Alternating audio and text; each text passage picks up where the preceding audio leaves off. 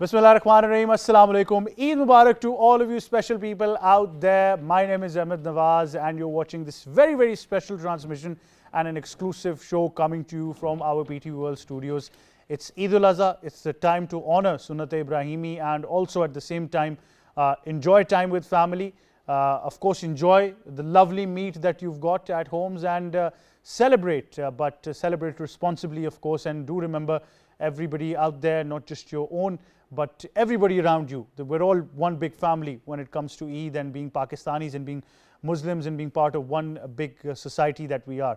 We're going to be talking to some very, very special people. I've got some great inspiring stories coming to you, and we're going to be hearing their stories, and of course we're going to be inspiring a lot of people out there as well. Whenever we have our own success stories, I think we don't just inspire people, but we tell them that everything is possible. You can face the challenges, you can face the barriers, and of course on Eid, it's a time to take a break and recollect yourself, regather yourself and think that yes, whatever I'm aiming for, I'm going to achieve it and create a difference in society. Don't worry about what people tell you that you can't do it. Don't worry if people tell you that yeah, you're going to make a mark, it's impossible. Don't worry about anything because all the four guests that we've got here have made a mark, have not listened to those negative comments, but have transcended those boundaries when we talk about their careers as well. So first of all, I've been joined by a very dear brother. He's of course a regular feature of Sports Extra. It's been quite a while since we got our hands on him, but I understand he's been very, very busy. He's the CEO of Strawberry Sports as well, and we'll talk about that league as well, and we'll talk about everything special that is coming up. Mr. Haider Ali Dawood is joining us. Assalamu alaikum, Haider bhai. Eid Mubarak. Assalamu alaikum. Eid Mubarak to you. How are you, sir? I'm fine, ji. Very busy, I've heard. Yes, for all the right reasons. For all the right Gladfully. reasons. We're gladfully. But it's great to have Haider bhai back, and like I said, so many exciting things coming. And with Haider bhai, of course, we've been joined by three young ladies who are going to be making their mark very soon when it comes to their professional careers, and all of them are going to surprise you with their talent as well. So first of all, we've been joined by Miss Haba Zahra. Assalamu alaikum, Eid Mubarak. Walaikum How are assalam, you, ma'am? Eid Mubarak. I'm fine. I'm Thank good. you very much for being on the show. Thank you for Great to have inviting you. us. Thank you. We've also been joined by Miss Maham Khurram. Assalamu alaikum, Maham. Eid Mubarak. Assalamu alaikum, Eid Mubarak. How are you? I'm good, sir. Great to have you as well. And we've also been joined by Miss Nazalia Siddiqui. Assalamu alaikum, Eid Mubarak. Waalaikum. How are you, ma'am? I'm fine. Great to have you on the show as well. So, Haider bhai, time of that year, and I am 110% sure that you're not taking a break, you're still working. But how's Eid been? No, I think on Eid we do take a break. I do take a break. But I think this is a day of celebration, a celebration of sacrifice and empathy. So as you rightly built up the narrative to this show, I think it's a great day to reflect, to slow down, and to see what we are giving to the society rather than what we are taking from the society. And really happy to report that there have been progress post-COVID as things are opening up now. So Women Football League, which is Women Premier League, is now taking shape. And inshallah in September you would be seeing that finally the inaugural season of the league would be on the screens So as things live are ready. coverage. Yes, fingers crossed. Fingers crossed. There is so much I want to talk to you about and these young ladies as well. But my first very particular question, what has been that inspiration for you? Because Pakistan football has enjoyed very difficult times. And I say enjoyed because people at the helm of affairs, and I don't want to go into the details, were probably not serious enough. Things were a mess. Whatever was happening for all those wrong reasons was there, but it happened. But at the same time, you were still dedicated to your thought, the vision that you have, and finally, in just a couple of months, inshallah, we're going to see it being implemented. So what was that drive to just carry on? See, there are two parts to your, I would say, very candid question. And most of the people who would be listening today would also be having this question because of some of the challenges that sports have in Pakistan. I look at it from two-pronged strategy. First is the love of sports, that there are players. The sports at the end of the day has to be player-centric. So regardless what's happening up there in the drawing rooms or in the boardrooms, the sports must continue. So first is this particular thing that instigates me all the time. The second important thing is that the players, again, I think, do not have anything to do with various territories, with the various kind of conversations or challenges that anyone right up the ladder might be having. And if you look at the international best practices, the present and the future of sports is private. And it's about time we realize that players with their free will, if they want to play and participate, and they are not breaking any of the employment contract clauses or anything of where Following they are everything, working, if there is clarity and if there are parents in this particular case, they are not associated with any such departments who are part of the federations. So if these players and their parents decide that they are looking forward to participate, there is nothing stopping them, and that's the way globally sports have risen globally. I mean, this is not something novel globally. Yeah, That's it's an the way it industry is. now, Yeah, We it's an always industry say now. it's fourth largest industry in the world.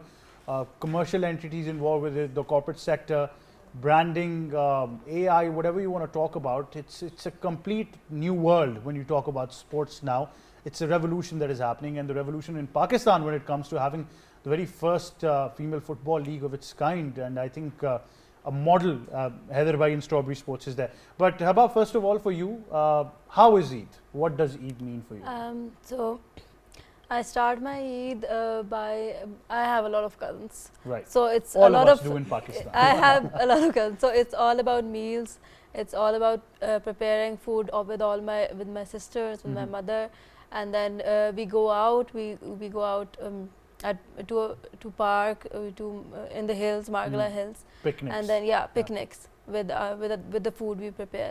And with so- all the cousins that are there. Yeah, I have a big family, so Right. all of us. So that's nice So actually. it's fun. You know, having fun, getting all that family together because they've been busy in all of their routines and connecting together and enjoying. If you're in Islamabad, the scenic beauty of the Margala Hills, especially a treat, and you know, enjoying your time on Eid. Get some time off from your hectic routines as well.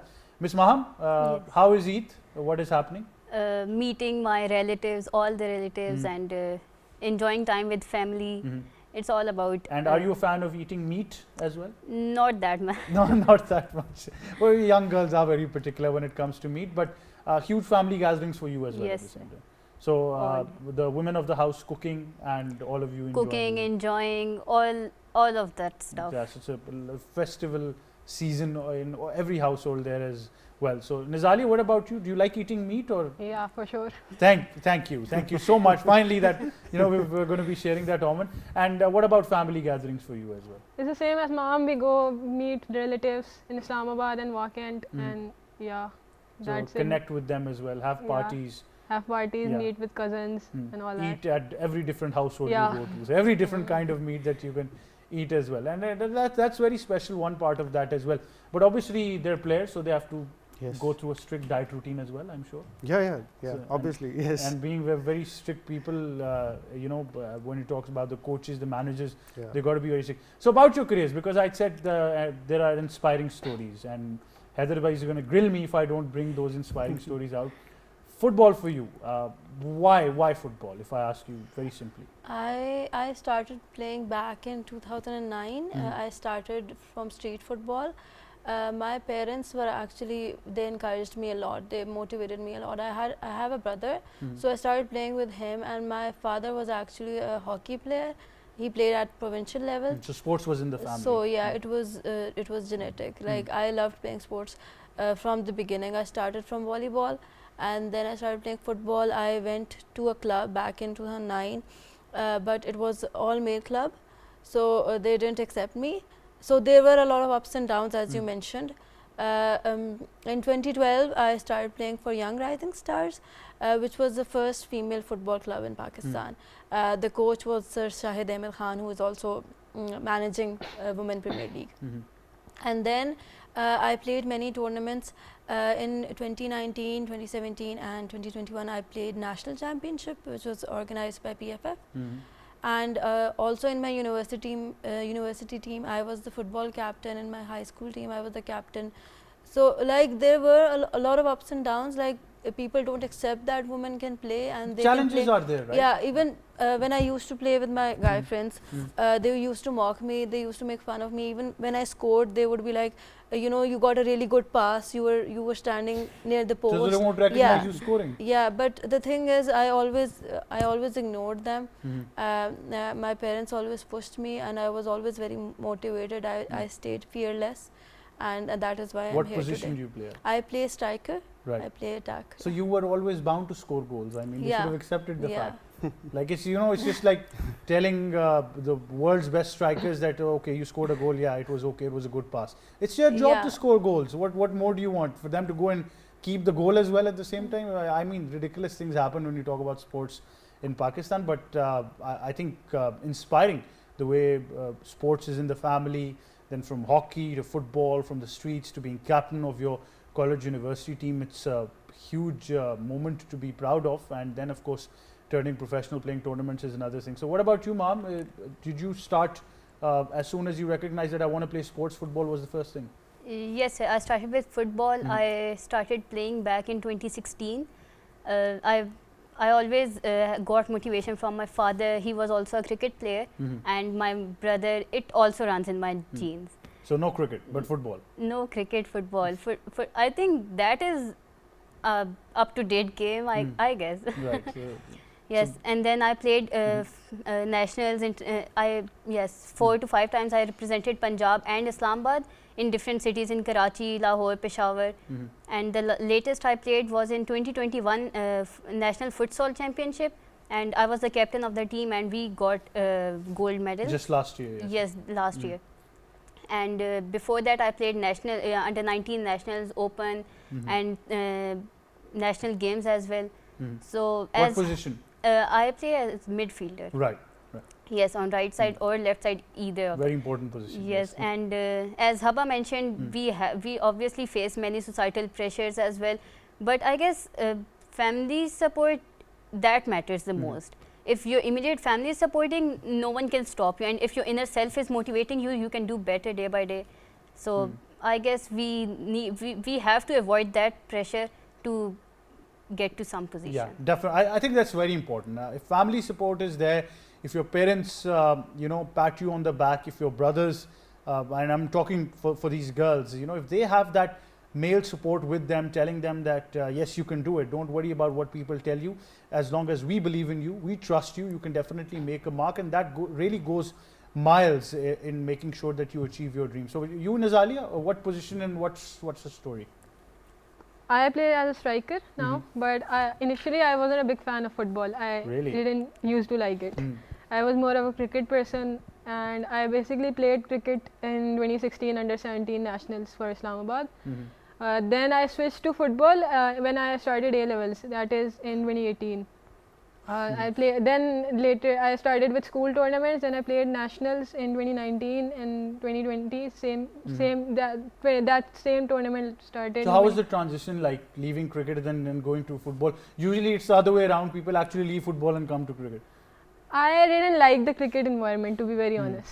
It was too much seriousness in the game, and football is a bit chill. I like it. So you It's can be yourself in exciting. football. Yeah, exactly.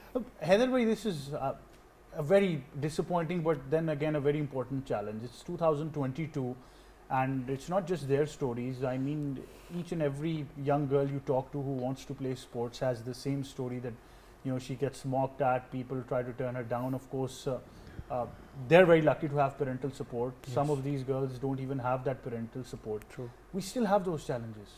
We still have those challenges, and I think when I speak on their behalf, I can only be speaking only a portion of what they go through. But I think the fact is that if we men also up our game, it's only then that I think they will be one day having a conducive environment. Some of them just mentioned about the environment. I think it's not just limited to a particular sports. It kind of runs through the society. It's an attitude. It's a mindset. So when I look at this upcoming Women Premier League, naturally we are concerned about the quality, as Haba mentioned, that the chief technical advisor who is going to lead on this thing is Pakistan's most experienced women football coach, Shahid Ahmed Khan. So those boxes are ticks.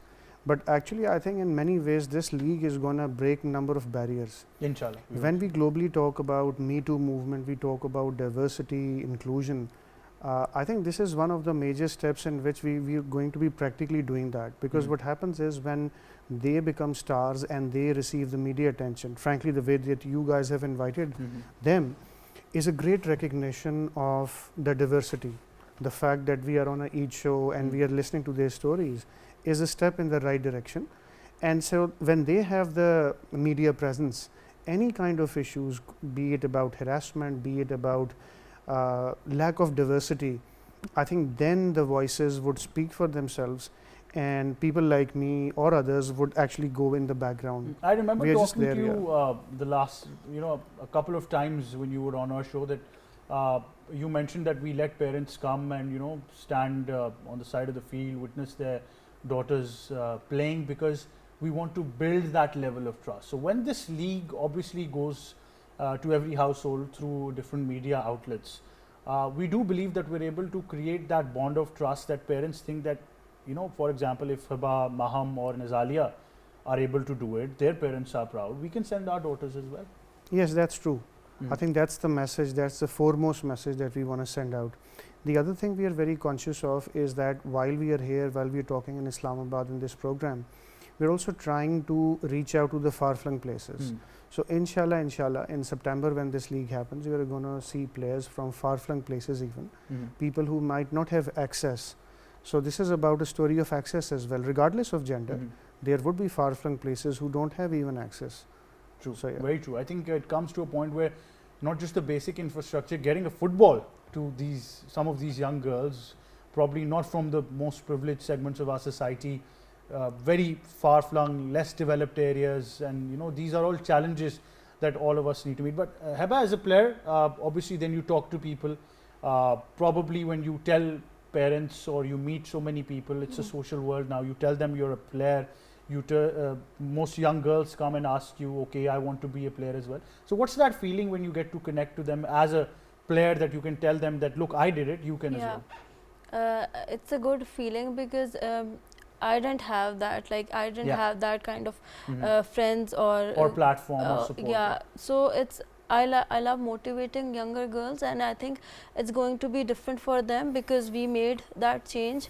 That the way we fought the culture and the acceptability increased, and especially with this Women Premier League, I think people are going to realize that you can actually make a career out of it, and parents are going to be more accepting. Since you've played in many leagues Yes. or many tournaments, I would say, how important does this league become for Pakistan football, especially for the young girls? It is the first time that there is a league coming for women football.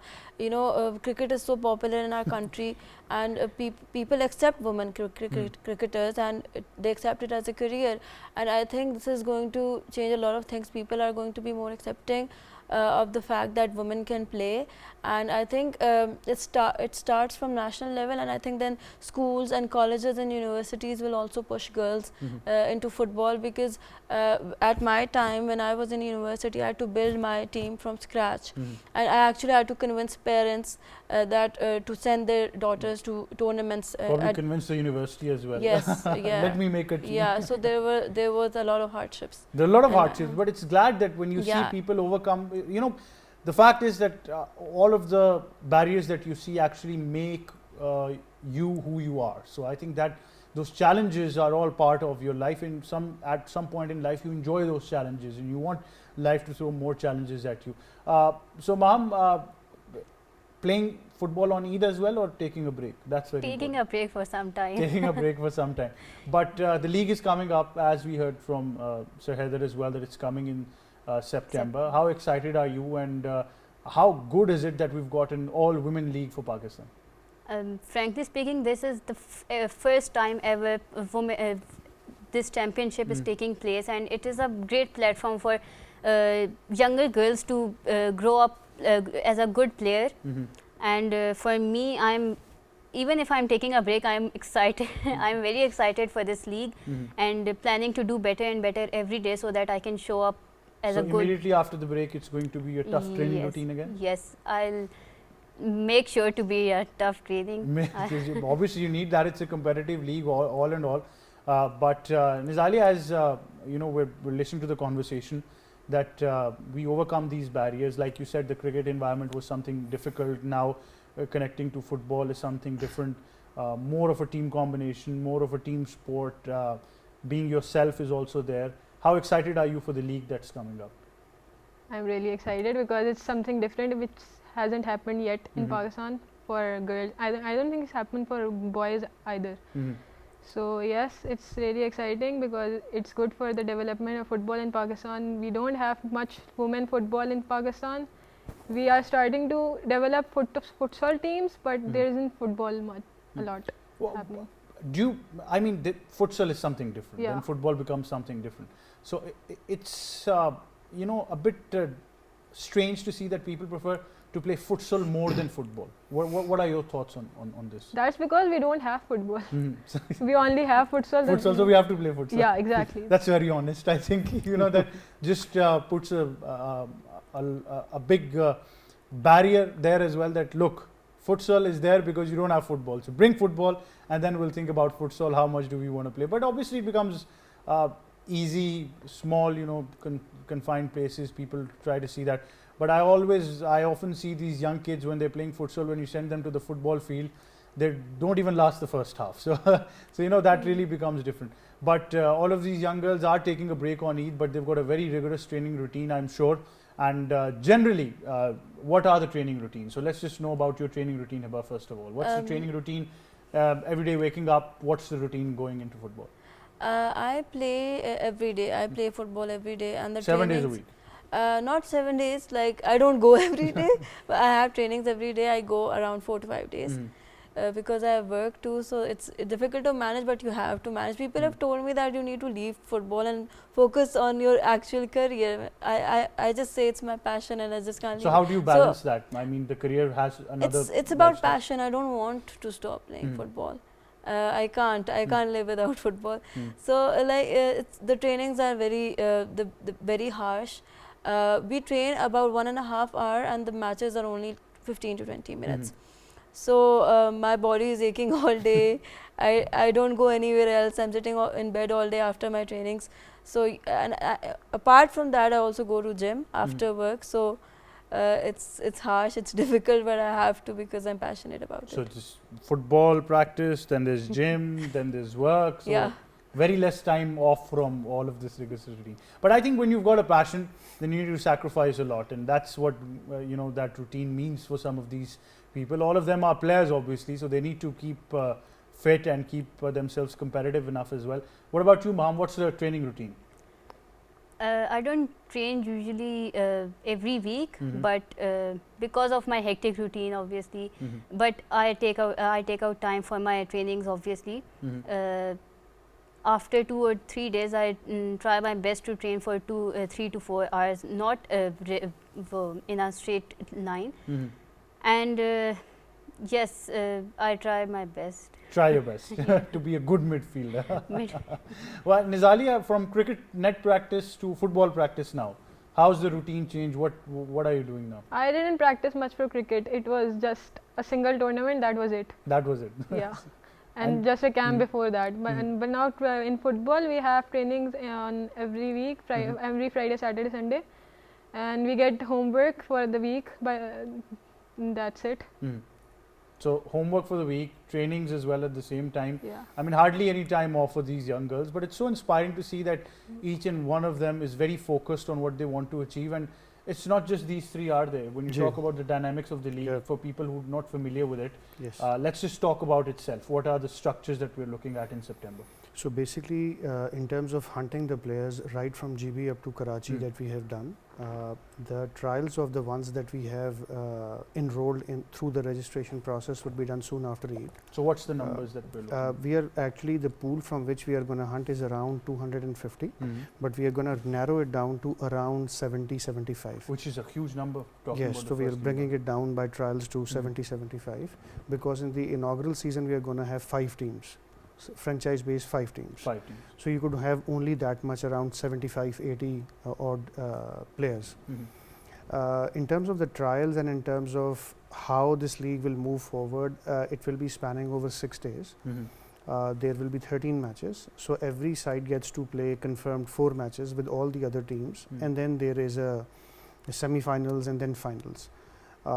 And as I mentioned to you, we were having this chat before this program, is that they are going to be live televised on 2 channels, sports Mhm. channels, in the evenings in the prime time. In terms of the players, I think, and not only that they will have media attention, but plus also people will get to know their stories. The plan is that this momentum will be continuous, and what we have learnt is that there are those islands of talent or pool of talent. We see a trend here. So the most important nursery are the colleges and the universities. Then you have certain clubs. It's very heartening to see that even there are women football clubs now. So I think these 3-4 nurseries are something we would like to work with, because if you just look at the number around 250 that we will go and sort of have trials with, so there are so many who would still like to be in the groove but could not make it to this season this time. So we'll try to continuously have a momentum, and there is a program after the Eid that we are going to announce, which is we are going to call it the Dream Team. There are going to be obviously a finalist, someone is going to win, but in terms of the individual players, our technical team will hunt that Dream Team. And then that dream team is going to play not just within Pakistan but also go regionally. It might take time to get sponsors for them to travel. I think as an incentive, it's great. Yeah, as an incentive, it's great. For the players themselves to make sure that they're performing their best, be part of that. It's like the team of the week or the team of the year, the team of the league. It becomes very, very special. But it's so inspiring to see that it's just not these three. 250 of those young girls, we've got 250 stories to tell to the world. Yes. Now that's a great, I think, talent that Pakistan has, and I think it would be unfair if we don't bring that stories to the fore. I think this Women Premier League, amongst any other things, is I think going to give them a voice. Plus, I think there is a disproportionate share of attention towards the word quality. I do get into these discussions at various forums where people talk about not just women football or women sports, but generally Pakistan sports. This conversation, as you know, crops up because we also grew up in an environment where we have champions in 4 different sports. But my argument has always been that it's a catch-22 situation. You have to start investing first, so the fruit of that might not be reaped in my generation. I should be prepared for that. So you don't make champions in 4 years, 5 years. Probably it takes a couple of decades. But that's been the dilemma, that we want to invest very little and produce champions with a shortcut, and that's why probably we don't have a sustainable system. Exactly. So if you are not in for as an organizer, as someone who runs a sports management firm, just for your glory, that I gather only those people who are always seen in the media and then have a horse and pony show, if I may. If you are actually hunting talent, there will be accusations, there will be talk of the quality was suboptimal or whatever, but that's what you have on ground. You need to build that up. So you need to have a very thick skin. Yes, sir. That's very true. But generally the first question probably will be the commercial aspect of it, and a lot more many things. But I think just a one-liner, what's been the biggest nightmare throughout the process? The biggest nightmare is to explain to the sponsors, the people, that women's sports exist. Invest in it. And that there are women footballers. So they are in a state of disbelief that what are you talking about? How is it possible? How is it possible? You're talking about that they have clubs? When cricket doesn't have clubs, because as you know, I mean, no pun intended, but actually even women cricket team is put together in the camp while there is a competition bilateral to be had. Very true. And here you have football, you also have volleyball, where they have women football clubs. So I think that's a first nightmare, to break that particular perception that there does exist an ecosystem. Sports comes much later, the events discussion comes much later. But trust me, you're a very strong man. I understand how many doors you've opened for criticism that are going to come, but when you're honest, I guess you don't care about it. It's a business of rejection, as I tell my team. Well, it's true, because I think, like I said, a very thick skin, you need to do something, different in our part of the world, in our part of society, but that will be that. But obviously it's Eid, and we've got to have a light discussion as well. These technicalities will be there. I'm just so excited about the league. I can still visualize in September, I'm there on the venue witnessing all of these young girls performing brilliantly. There's going to be cheering for them as well. We're going to be enjoying those goals and those celebrations and everything that's going to be there. But let's talk about Eid now in general. Growing up, Eid has changed, right? I always tell people we come from a generation of Eid cards, then it became text messages, then it became WhatsApp messages. Now it probably, even phone calls become difficult.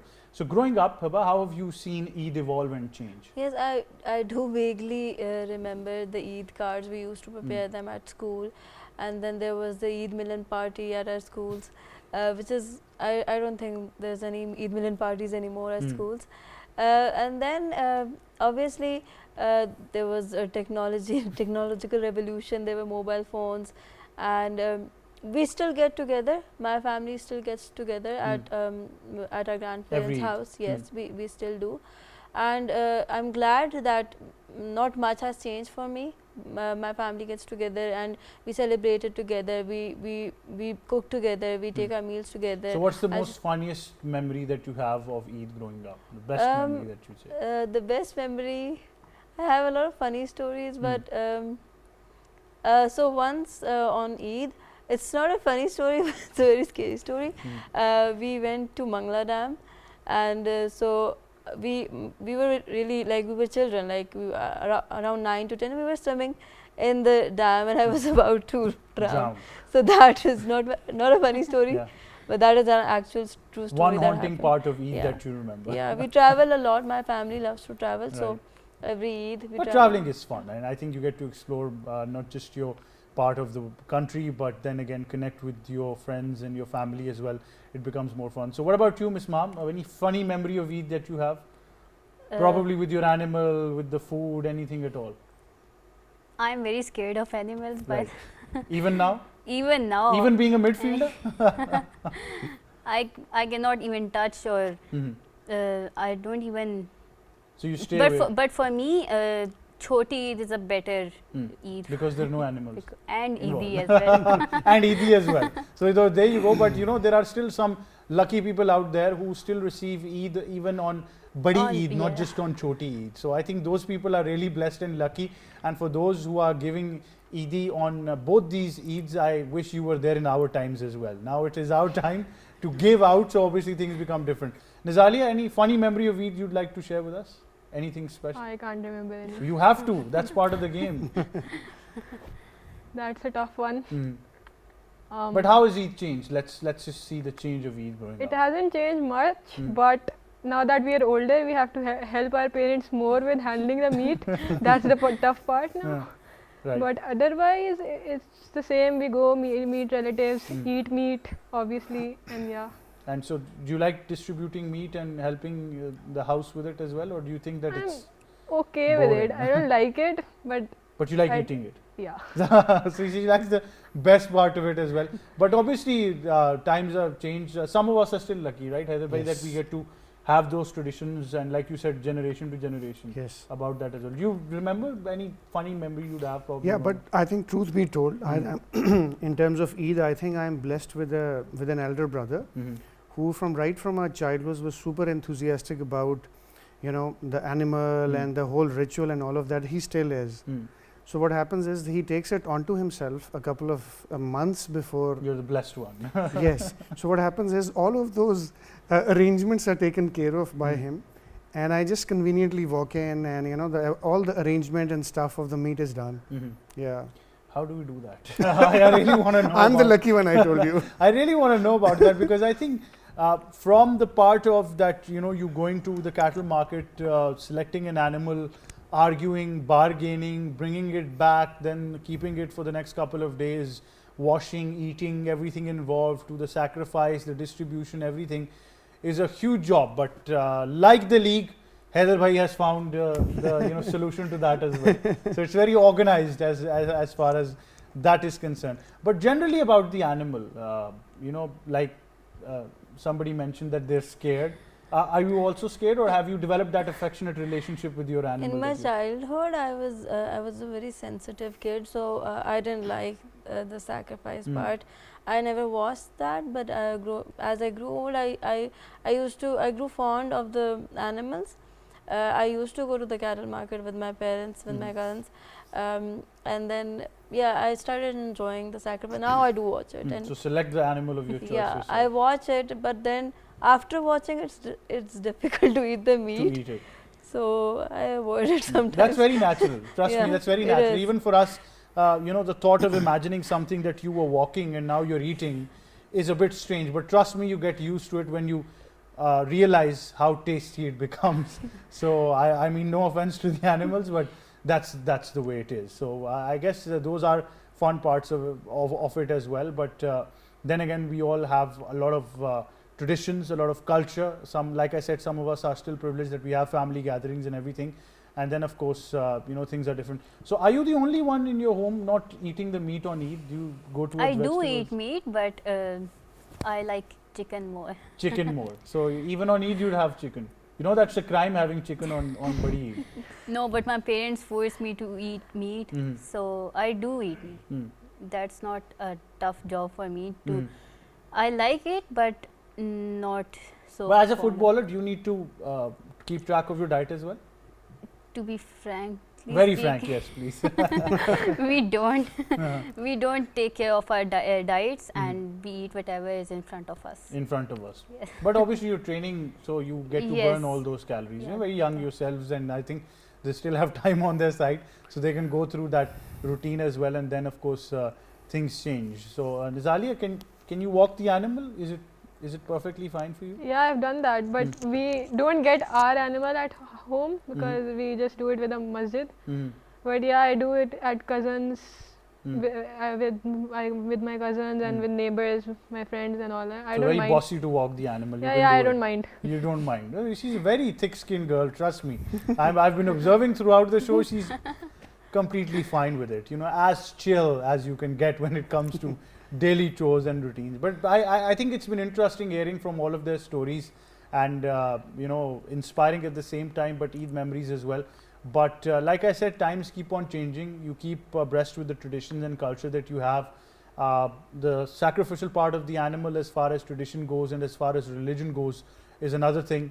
Some of us definitely are involved in every detail, while the women of the house, obviously the girls of the house, are involved in a different aspect of it. So it's all about sharing those burdens, those duties and everything involved as well. But one thing is for sure, that it's not just Eid we're celebrating. At the same time, we are also celebrating that we're very, very near to the league itself. As Haider Bhai has mentioned, on 2 major sports platforms, you're going to witness this league in September. You're going to enjoy all the action. I think it's about time that we start picking our teams as well. Have we reached the point where we can have the identities of the teams themselves? We are very close. In the next month or so, we would be having those identities of the teams as well. Yeah. And what about the process of draft? Are we going for traditional drafting? We are not for the inaugural season. What we are trying to do is that we are having co-owners for all these franchises right for the first year. We'll give them a call-out chance for the next years, and then a proper draft for the team owners would take place in the second season. Second season. Yeah. So what do we do in the first season? Do we divide them ourselves, considering, and try to balance the teams out? Yeah, actually, the process of drafting would remain the same throughout the league.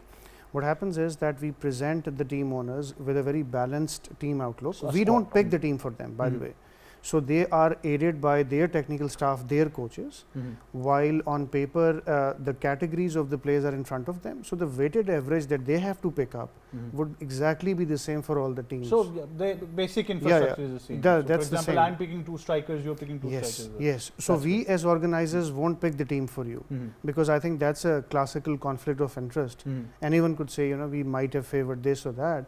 So that's completely transparent. But I think Haider Bhai has given us a little insight. So if I had a team, I was picking these 3 young ladies. So you never know. But that being said, obviously time is a luxury we don't normally have. We've got a busy routine and we've got so much content to share with you. But it's been great having all of you, Haider Bhai, you and these young fantastic super girls. And I hope that you do very best. I'm going to be there cheering for all of you in the league as well. Haider, any message you'd like to give all the people out there on Eid, celebrating Eid? Celebrating Eid, I would like to give the parents message that after Eid, motivate your daughters to go to school and join sports, all kind of sports, not just football, cricket, volleyball, any kind of sport, and do push them to do better at academics as well as sports, push them to manage both. And to the youth, I would say, don't listen to the people, don't listen to criticism, don't listen to people mocking you, just stay fearless and stay directed towards your goal. Wonderful message, beautiful. What about you, Miss Maham? What's your message out there to people on Eid? First of all, I will say enjoy all the barbecue parties and all the dinners. And then after Eid, obviously, play any sports you like, not only football, but any sport, especially girls. And parents should always motivate them and their brothers and sisters and don't listen to the society. Obviously, you will have both the sides, the supporting side and the criticism side, but the focus should be only on the motivating side. Well, And other than that, just do what you want to do and achieve, and inshallah you will achieve that one day. Inshallah. well, spoken like a true midfielder. Thank you very much. Wonderful Thanks. message. Miss Nazalia, what would be your message to all your fans out there? First of all, Eid Mubarak, and after Eid, continue with your whatever sport you play, and do not get demotivated, and take criticism positively, and just continue with your sports. Well, there you go. Such impacting messages. I am absolutely delighted, and I'm so proud of these ladies and these girls. I think they've got not just great communication skills, but a very positive attitude, and I think that's what makes a difference in societies and makes for a different mindset to tackle negativity as well. Heather, bhai, your final thoughts. Two messages. Yes, First sir. of all is that nothing is, I think, more influential than a life well spent. So find a purpose, and if you are picking one on this Eid day, empathy is the one that you should pick up or consider picking up. That's a life well spent, because if you think more about the other people around you than more about you, life would be wonderful. The second message is for the parents especially, that sports is equally, if not more important than education. So try and invest your time, and don't think of only sports as a route to winning medals. It has so many outstanding personality dividends that it will play out for your kids.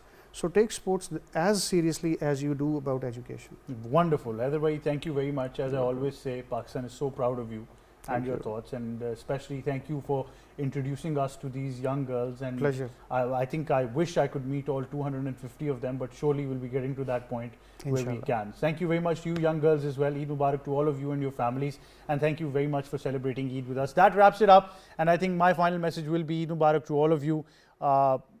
Take care of your loved ones. Make up for what you haven't been able to do throughout the year. If somebody's done something you don't appreciate, just let it go.